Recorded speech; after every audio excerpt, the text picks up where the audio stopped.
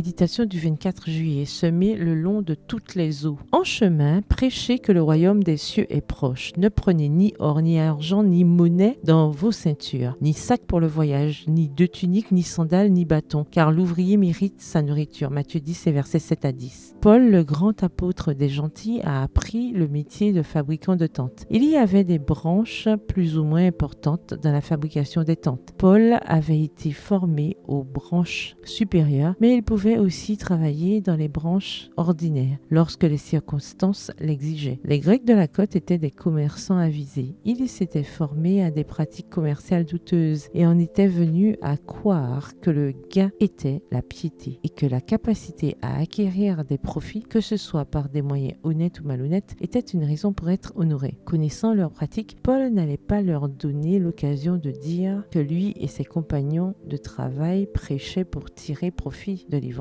Bien qu'il soit parfaitement justifié qu'il soit soutenu financièrement de cette manière, car l'ouvrier mérite son salaire, il considérait pourtant que s'il le faisait, l'influence qu'il exercerait sur ses compagnons de travail et sur ceux à qui il prêchait ne serait pas la meilleure. Il craignait qu'en vivant de la prédication de l'évangile, il soit soupçonné d'être animé de mobiles égoïstes. Il devait montrer qu'il était prêt à s'engager dans toute œuvre utile. Il ne voulait donner à personne l'occasion de dénigrer l'œuvre de l'évangile en imputant des motifs égoïstes à ceux qui prêchaient la parole. Il ne voulait pas donner aux Grecs astucieux l'occasion de nuire à l'influence des serviteurs de Dieu. Paul se demandait comment il pourrait enseigner les commandements qui lui demandaient d'aimer Dieu de tout son cœur, de toute son âme, de toute sa force et de tout son esprit, et son prochain comme lui-même, s'il donnait à quiconque des raisons de penser qu'il s'aimait lui-même plus que son prochain ou son Dieu, qu'il suivait les pratiques des Grecs, faisant un usage abusif de sa fonction pour le gain au lieu de suivre les principes de l'Évangile. Comment pouvait-il conduire le peuple au Christ s'il leur prenait tout ce qu'il pouvait? Paul décida qu'il ne donnerait pas à ces marchands d'argent perspicaces, critiques et sans scrupules l'occasion de supposer que les serviteurs de Dieu travaillaient avec autant d'acharnement qu'eux et suivaient des méthodes aussi malhonnêtes que les leurs. Extrait du manuscrit 97 daté du 24 juillet 1899 intitulé « Le pasteur et le travail physique ». Bonne soirée et que l'Éternel vous bénisse.